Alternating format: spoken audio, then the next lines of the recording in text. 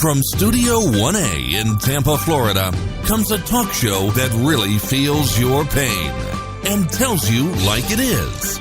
We love America and all that freedom-loving Americans want to protect. Live from coast to coast and on your radio, it's For the People with Keith Allen. We'll help you survive this thing called life. We're for the people. Whatever your source of stress or strife, for the people is there. Hello, Mr. and Mrs. America. I am Keith Allen, and welcome into this Wednesday's edition, second hour on this October the 18th, 2017. And we do have a great show lined up for you. And as you probably figured, yes, I am revved up on my favorite house blend coffee, drinking out of my beautiful For the People coffee mug. What could be better? Seriously. Hold on for a second. That is some good coffee, and I'm feeling better today. I don't know what in the world happened, but during yesterday's show, and this is probably a TMI moment where I just share a little bit too much information, but I was drinking a cup of coffee, and I don't know if I just simply did not wash out the coffee cup from the day before or over the weekend properly, but my stomach was curdling. And I had to muster through 2 hours of the broadcast thinking I had to run to the John. And I went home afterwards, okay? And so I didn't want to, upset anybody in the building with noxious fumes. So for 2 hours, okay? So if you enjoyed yesterday's show, if you want to enjoy it, there's some imagery for you. I don't know what in the world did it. I don't know if one of the pods, somebody put something in it. I don't know what in the world happened, but something did not agree with me. And OMG. But anyways, these coffee cups, they endured. They endured it, and it's holding up. It's clean, and I scrubbed the coffee. I did. I was thinking maybe it was dirty, but I always clean stuff. But I even went so far as taking the reservoir from the Keurig machine that I have. I have one of these industrial office type Keurigs, very nice, touchscreen and all. I've had it for a while. But I cleaned the reservoir, and I thought maybe something got into it, cleaned that out, and so far, so good. Stomach is, it's feeling pretty good today. So, yeah, clean the coffee containers on those Keurig machines. Use the descaling stuff, even in the Keurigs, like the old coffee makers, they need to have that done. So between the two, so stuff grows in them. It's water, it gets moist. You got to clean the whole kip and caboodle. You can't just, think that the thing's going to be on autopilot. And I don't think I've washed the thing out for a while, so I may have just done it to myself. So anyways, lesson learned. I really think I did it to myself. This was self-inflicted, but it was an awful price to pay. I got to tell you, I hate having any kind of ailment. When it comes to stuff like that, forget about it. I'm a big what? I hate getting sick. Any kind of sickness, especially that kind of sick. Oh, Lord. Oh, no. And your friends are like, oh, take Imodium. I've never taken Imodium. I'm a Pepto-Bismol kind of guy. And I didn't even do Pepto-Bismol. I suffered through it. And I'll tell you what got me through it, if you want to know. Rest and Chick-fil-A soup. I'm a big fan. Love their soup. There's something in their soup. I'm telling you. Chicken noodle soup, by the way, it cures anything that ails you. And plenty of saltines. I was in like saltine heaven with the soup between the two. It kind of soaked up. Oh, so good. All right, I'm making you hungry. I know. All right, let's get into it. Donald Trump, here he is. He's saying that there's a damn rep that's fabricating this account. Did you hear about this account of Trump's call to a soldier's widow? Well, they're basically saying that Donald Trump was not respectful on the phone, that basically said that the soldier in Niger that was killed,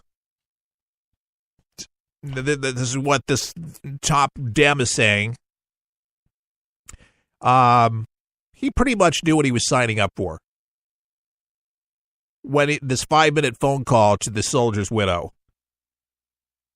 Maisha Johnson said her husband knew what he signed up for. But when it happens, it hurts anyways.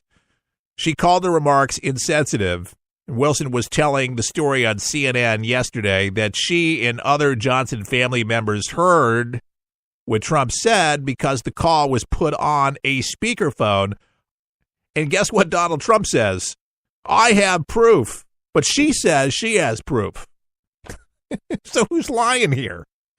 Democrat Congresswoman totally fabricated what I said to the wife of a soldier who died in action, and I have proof. Sad explanation point. The soldier, by the way, Army Sergeant LaDavid Johnson, was among the 4 service members who died last week in Northwest Africa during an ambush. Very, very sad. We heard aboard the Delta craft yesterday where the lady couldn't say the Pledge of Allegiance. That was one of the bodies, part of the ambush. And I don't know if it was the body of this lady, but just when you think that you've heard the rest of the story, there's always something going on. And by the way, aren't most phone calls out of the White House? Aren't they recorded? It would be pretty easy. Trump says definitively, I have proof. They say they have proof. It's Representative Frederica Wilson of Florida. Oh, no. She's from Florida. Oh, no. Totally fabricated what I said to the wife of a soldier who died in action, and I have proof. So there you go. Donald Trump says they're absolutely lying. Frederica Wilson, I guess that's her name, speaks at a news conference during a visit by a congressional delegation to Nigeria. I'm looking at a picture of her with a cowgirl hat on. A very, very interesting look for her. Top White House advisors separately told the news station Local 10 News that the president's conversation with the families of American heroes who have made the ultimate sacrifice are private. Trump had called Johnson's widow to offer condolence. Maisha Johnson, who is expecting her and her deceased husband's 3rd baby in January, also has a 2-year-old son and a 6-year-old daughter. Sergeant Johnson died during the Green Beret mission in Niger, where Islamic militants ambushed the soldiers on October 4th with machine guns and grenades. So Trump was initially criticized for lack of focus on the deadly attack, although the Department of Defense reportedly launched an investigation into the ambush, according to the Daily News in New York. The 3 other slain service members, Staff Sergeant Brian Black, 35, of Washington, Staff Sergeant Jeremy Johnson, 39, of Springboro, Ohio, and Staff Sergeant Dustin Wright, 29, of Lyons, Georgia. Big moment of silence for those fallen heroes that unfortunately died during an ambush in Niger. Yeah, there's action going on all over the globe. There's a friend of mine that's in the reserves. He works in Chattanooga, Tennessee, and he works in a radio group. And he gets deployed to places like that.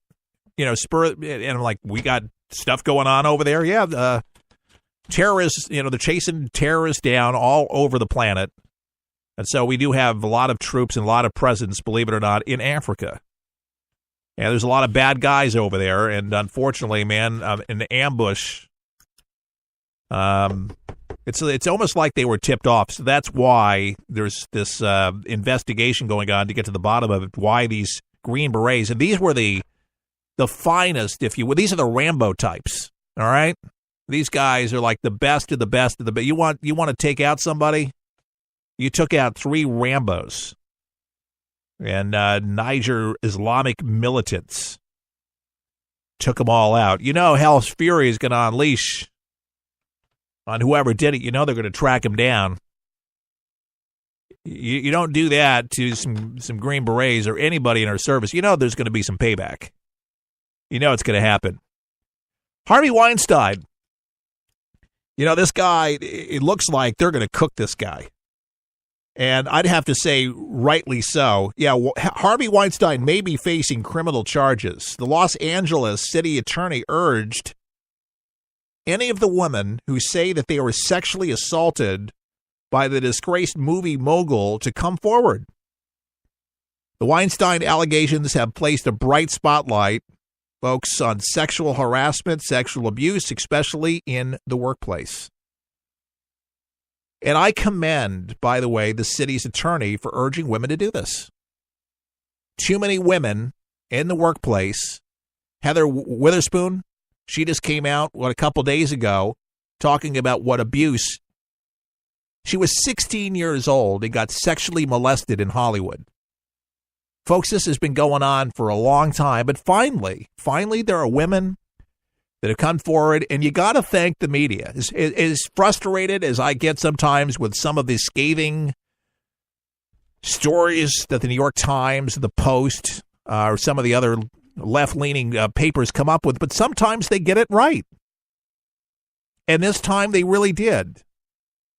Because really, our society should have no room or tolerance for sexual deviance, for those who abuse women and exploit them.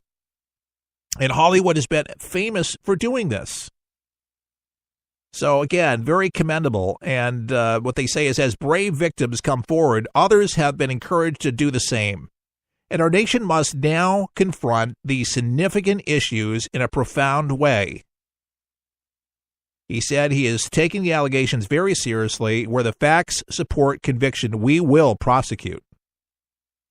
Los Angeles City Attorney Mike Feuer, he's on the case. The NYPD launched a criminal investigation into Weinstein last week after a woman accused the producer of sexual assault in 2004.